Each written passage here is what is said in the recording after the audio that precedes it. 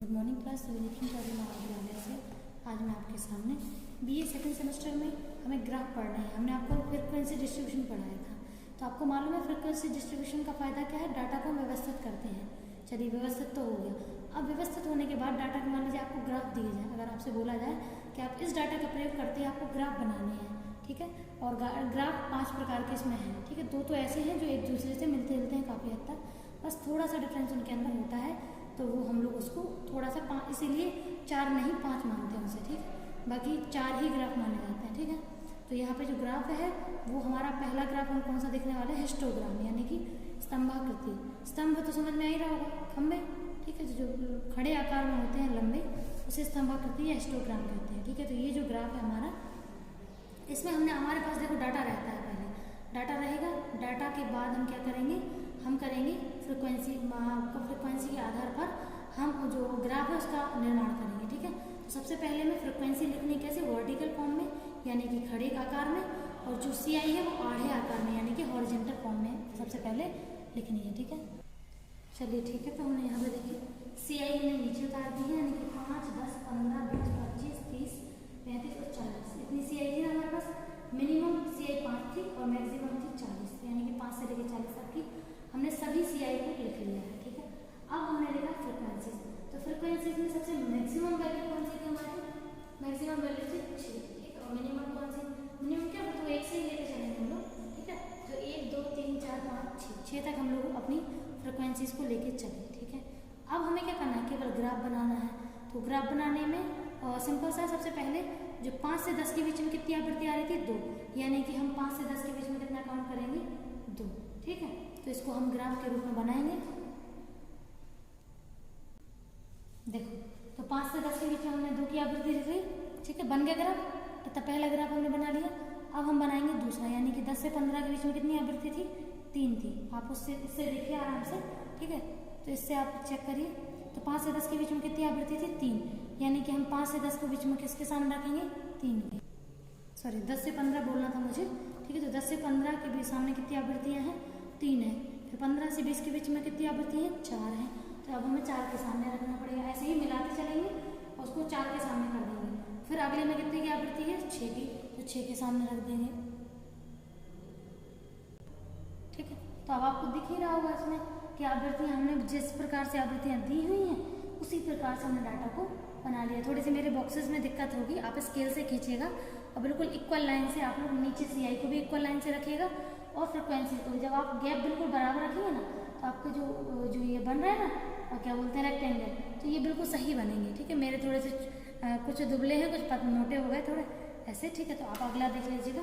इसके बाद जो हमारा 6 के बाद अगली फ्रिक्वेंसी क्या है, 5 है, सॉरी 5 है, किसकी, 25 से 30 के बीच की, यानी कि 25 से 30 के बीच की कितनी है फ्रिक्वेंसी, 5 है, ठीक है।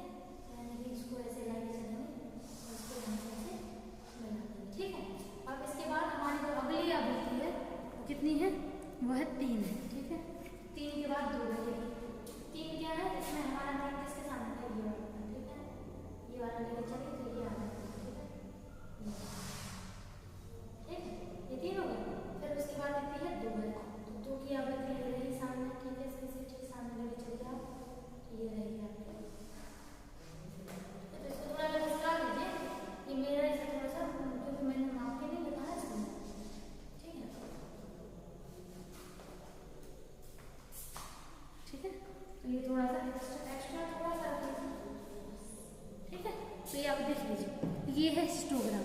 हिस्टोग्राम में जितने भी हमने वृत्त जो भी हमने ग्राफ बनाया वो एक दूसरे से बिल्कुल अटैच बनाया है। इनके जो बॉक्सेस हैं, रेक्टेंगल है, उनमें अंतर नहीं है। लेकिन जो हमारा बार ग्राफ होता है ना, वो बनता तो ऐसे ही है, ठीक है, लेकिन हमारा जो है उसमें थोड़े से उसके बॉक्सेस अलग अलग होते हैं। इसीलिए इसके बीच में हम कोरिलेशन, मतलब इसके बीच में जो ग्राफ है वो हम बना सकते हैं। यहीं पे अगर हमसे कोई कहे कि इसमें फ्रिक्वेंसी बनाइए, ठीक है, तो हम क्या करेंगे, हिस्टोग्राफ में फ्रिक्वेंसी पॉलीगॉन अगर बनाने का कोई कहे तो हम इसी में बना सकते हैं। कैसे बना सकते हैं वो हम आपको भी बता रहे हैं, ठीक है। देखिए हमने इसमें स्टार, मतलब इसमें थोड़ा सा कट्टे के निशान बना दिए हैं। तो क्रॉस के निशान क्यों बनाए हैं, इसलिए बनाया ताकि आपका जो ग्राफ हो वो उसी से अटैच हो। जैसे अगर मान लीजिए हम यहाँ से करते हैं, तो ये लास्ट बनाते, ठीक, तो ये हमने यहाँ से ले लिया है ना, फिर उसके बाद हम कहाँ ले जाएंगे, यहाँ ले जाएंगे, ठीक है।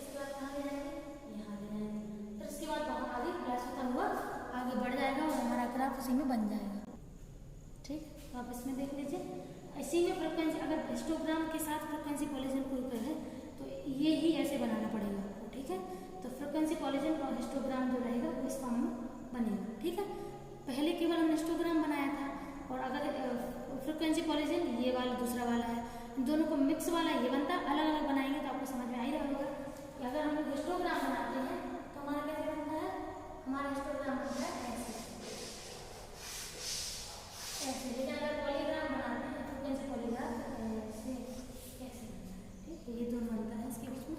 अब हम इसी से आपको थोड़ा सा हिस्टोग्राम से हम आपको डिफाइन कर दे रहे हैं इसका अंतर किसका, बार ग्राफ का। ठीक है, ठीक है, तो सबसे पहले हम लोग कॉलम को ऐसे बना लेंगे। ठीक है, और जो वर्टिकल लाइन है उसमें हम लोग रखेंगे फ्रीक्वेंसी, यानी कि 40, 41, 30, जो 35 थी, ये सब कुछ इसमें कवर हम करने की कोशिश करेंगे। और जो वैश्य, जो आपका जातियाँ हैं, वैश्य, ब्राह्मण, कायस्थ, क्षत्रिय, दलित और पिछड़ी जाति, इसको रखेंगे हम लोग हॉरिजॉन्टल लाइन में। ठीक है, तो इन दो को रख लिया। अब हम बनाने हैं हिस्टोग्राम। तो हिस्टोग्राम में आप सबसे पहले देखिएगा कि जो पिछड़ी जाति है, पिछड़ी जाति का जो क्या है, पिछड़ी जाति के बारे में देखेंगे। पहले देखो वैश्य का, तो वैश्य का कितना है, 40 है। कितना है, 40। ठीक है, तो 40 का बना, देखिए हमने 40 जो है वैश्य का बना दिया है। ठीक, अब हमें बनाना ब्राह्मण। ब्राह्मण का कितना है, 45। देखो ये डिफरेंस है दोनों में, 40 को 45 बना तो दिया है, लेकिन ये जो लाइनिंग है वो एक दूसरे को टच नहीं कर रही, यानी कि इंडिपेंडेंटली अलग अलग है एक दूसरे से। ठीक है, ऐसे ही हम लोग अगले का बनाएंगे। कितना है उसका, 30। तो 30 को भी हम लोग बिल्कुल डिट्टो ऐसे ही बनाएंगे। ठीक है, तो इसमें ज़्यादा अंतर होगा नहीं। ठीक है, 30 नहीं, सॉरी 33 है, 30 नहीं है, 33 है। ठीक है, तो आप देख सकते हैं कि जो ग्राफ है बार ग्राफ, ठीक है, तो उसका निर्माण हमने, ठीक है, तो बार ग्राफ हमने बना दिया है और बार ग्राफ हमारा कंप्लीट हो चुका है। ठीक है, तो इसमें तो आपको कोई डाउट होगा नहीं, आपको दोनों में अंतर भी समझ में आ रहा होगा, हिस्टोग्राम और बार ग्राफ। साथ में इसीलिए पढ़ाए जाते हैं